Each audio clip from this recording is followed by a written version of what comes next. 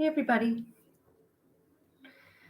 I am Karen and I am coming to you from Imperfect EFT. This is our YouTube channel and we are promoting self-care, self-help for the caregivers and anybody who is a caregiver of a family member or they do it as a profession such as nurses. And we are encouraging self-care so that you can care better for others. So this is our first YouTube live and very excited to have everybody join. Talking today about gratitudes and what that means for your mental health. So if anybody knows anything about gratitudes, it's basically the concept of thinking about the positives that have happened in your day and whether or not that is the day that you are thinking of it, like at the end of the day or the day before. And it's important to think about three things that were positive in your day. So the gratitudes can be something as simple as you had a great cup of coffee, you were able to get out of bed and get to work on time, or you had a really good interaction with a client or a coworker. So any of the things that are very simple in our lives that we feel are positive, I encourage you to write those three things down. And three is a very specific number so that you can experience those positives in the future. And I'll talk about that in a minute.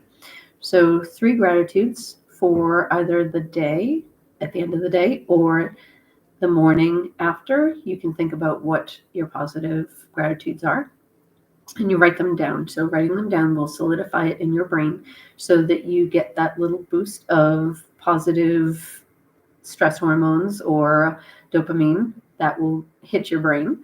So whenever you have a pleasant experience, that gives you that pleasant sensation.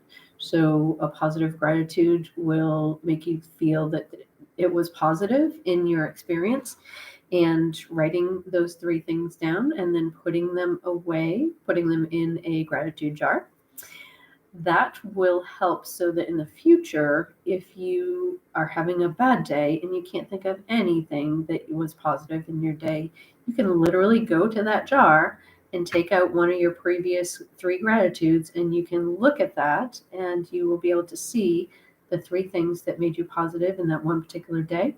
And that actually will create a positive experience for you again. So it's a little dopamine again that will happen because you're remembering that positive experience from your past. So it's training your brain to have the ability to see the positive in things versus just the negative. And it's an exercise that you can do every single day. I try to do it at the end of the day, but sometimes I do it first thing in the morning. And again, it doesn't have to be something very simple. It can be something very simple. And you can repeat, if again, you had a great cup of coffee, you can just say that that is your positive.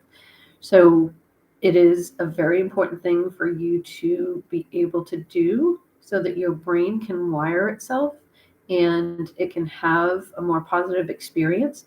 And that actually creates more brain tissue. So it will increase certain parts of your brain that will experience life more calmly and have a more, how should I say, a better experience in terms of positivity versus just looking at the negative. So that also causes you to be more resilient.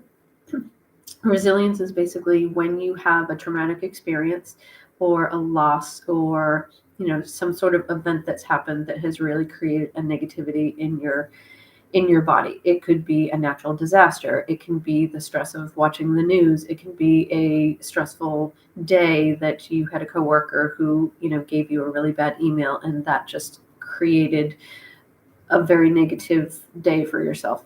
So this resilience training will actually help your brain to be able to get back to its normal state. So say you had the loss of a loved one and, it's a terrible loss and you are just unable to process things for a while. That is normal. That is something that we have to experience as humans. And if you are constantly, stuck in that loss hole, then it will be really hard to climb back out of it to get back to your normal life.